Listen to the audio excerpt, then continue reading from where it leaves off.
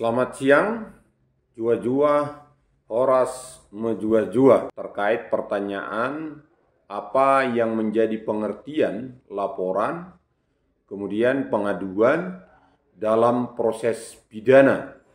Kemudian juga pertanyaan terkait apakah petugas Polri yang ada di sentra pelayanan kepolisian atau lazim disebut SPKT dapat menolak laporan atau pengaduan masyarakat.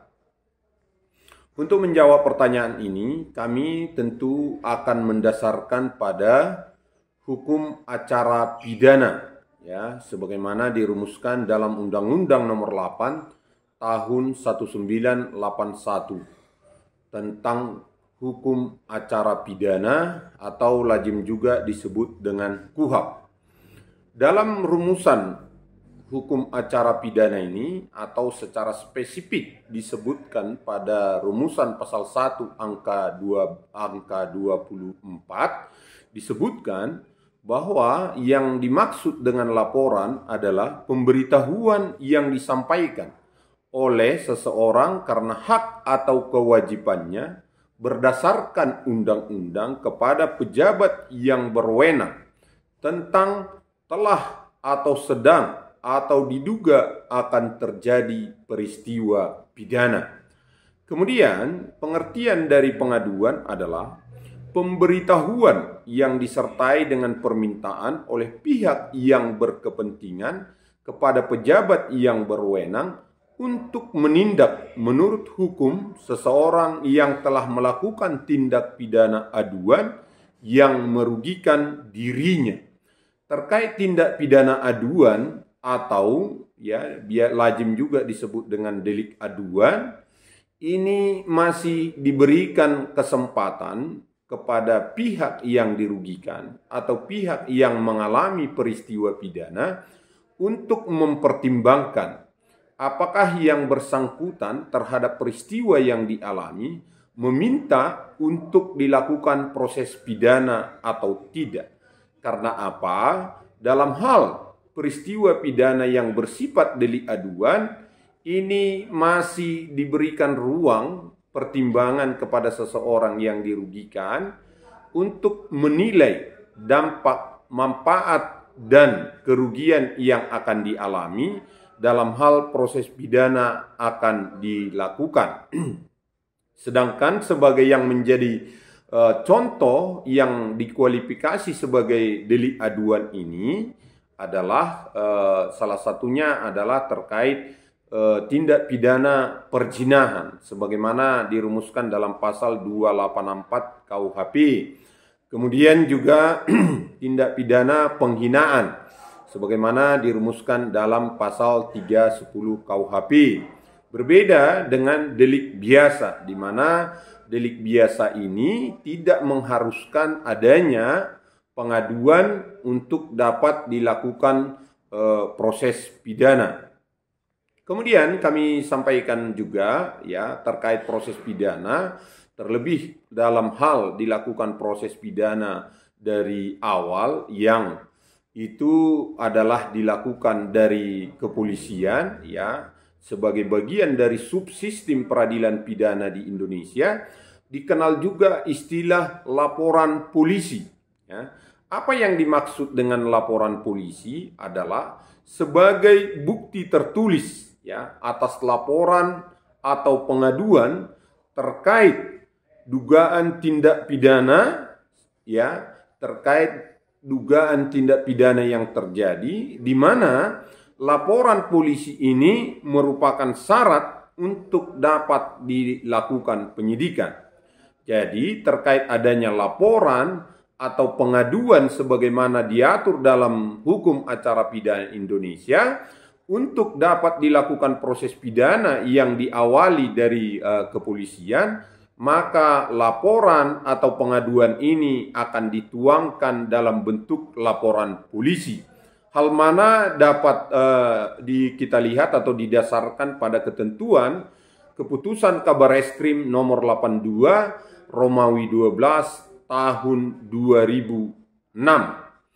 Kemudian terkait laporan polisi, ya kami sampaikan juga bahwa laporan polisi terbagi dalam dua model. Yang pertama dinamakan model A, yaitu kejahatan yang ditemukan oleh petugas itu sendiri. Dalam hal ini, di mana apabila petugas menemukan suatu peristiwa yang diduga merupakan peristiwa pidana, ini merupakan kewajiban bagi si petugas itu untuk membuat laporan model A atau kejahatan yang ditemukan. Dalam praktek, terkait pembuatan laporan polisi model A, lazim dilakukan dalam kejahatan-kejahatan yang bersifat serius, di mana tidak menunggu masyarakat untuk membuat laporan. Sebagai contoh, kejahatan-kejahatan yang perlu penanganan segera, seperti kejahatan dalam narkoba, ini lazim menggunakan laporan polisi model A, dan dalam tindak pidana lain yang perlu penanganan dengan cepat dalam rangka meminimalisir dampak-dampak yang mungkin akan timbul atau akan mengikuti suatu peristiwa pidana. Kemudian ada juga laporan polisi model B.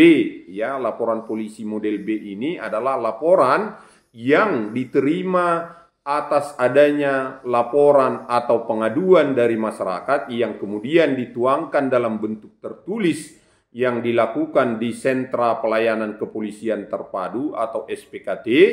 Kemudian terhadap masyarakat diberikan yang namanya surat tanda bukti lapor. Ini menjadi pegangan bagi pihak yang melapor bahwa yang bersangkutan sudah melaporkan atau membuat pengaduan.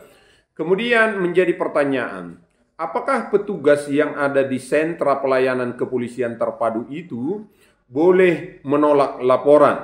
Jawabannya tidak boleh. Kami ulangi sekali lagi, tidak boleh, karena ada dua sisi. Di sisi pertama, bahwa untuk melaporkan dan atau membuat pengaduan itu merupakan hak dari masyarakat itu sendiri atau masyarakat yang mengalami atau melihat peristiwa pidana, sedangkan di sisi lain untuk menerima laporan itu adalah merupakan kewajiban bagi petugas yang ada di Sentra Pelayanan Kepolisian Terpadu, yang biasanya di tempat itu ada yang namanya juga piket fungsi. Namun perlu kami sampaikan kepada kita semua bahwa dalam perkembangan hari ini, perkembangan zaman yang sedemikian semakin maju, untuk masyarakat hari ini pada saat akan membuat laporan atau pengaduan di Sentra Pelayanan Kepolisian Terpadu, dalam hal perkara atau dugaan tindak pidana, maka sudah sangat lazim didampingi oleh rekan para praktisi hukum yang profesional dalam membuat laporan. Oleh karenanya menjadi sangat penting juga terhadap masyarakat yang akan didampingi dalam membuat laporan atau pengaduan, hendaknya teman-teman sahabat para praktisi hukum yang memberikan pendampingan, ada baiknya terlebih dahulu melakukan kajian dan analisa terhadap peristiwa pidana yang akan dilaporkan. Dalam hal ini, melakukan analisa terkait fakta-fakta yang terjadi dihubungkan dengan rumusan delik yang akan dilaporkan, rumusan delik terkait peristiwa pidana yang akan dilaporkan. Tujuannya adalah bahwa dengan harapan pada saat akan dilakukan kajian dari awal, maka terhadap peristiwa yang dilaporkan ini pada saat akan dilakukan proses adalah benar-benar merupakan peristiwa pidana.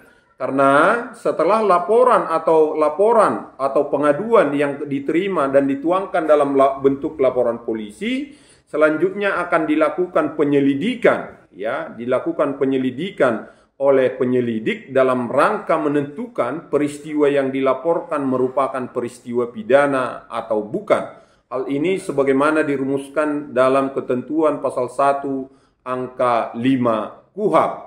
Kemudian ya setelah disimpulkan bahwa itu merupakan peristiwa pidana, akan ditindaklanjuti dengan penyidikan yang diartikan sebagai serangkaian kegiatan penyidik untuk mencari dan mengumpulkan bukti yang dengan bukti itu menjadi terang tentang tindak pidana dan menemukan tersangkanya. Harapannya pada saat teman-teman para praktisi hukum yang memberikan pendampingan kepada masyarakat kita, maka seminimal mungkin terhadap peristiwa yang dilaporkan atau diadukan, seminimal mungkin akan dilakukan penghentian penyelidikan atau penghentian penyidikan dalam proses yang dilakukan oleh penyelidik atau penyidik. Di mana apabila hal ini terjadi akan merugikan masyarakat kita dan tentunya proses yang dilakukan menjadi sesuatu proses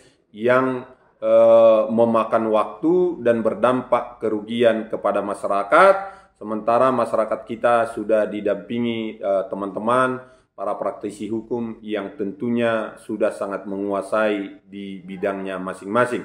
Demikian yang bisa kami sampaikan, ya. Terima kasih. Jua-jua, horas, mejua-jua, semoga bermanfaat. Terima kasih.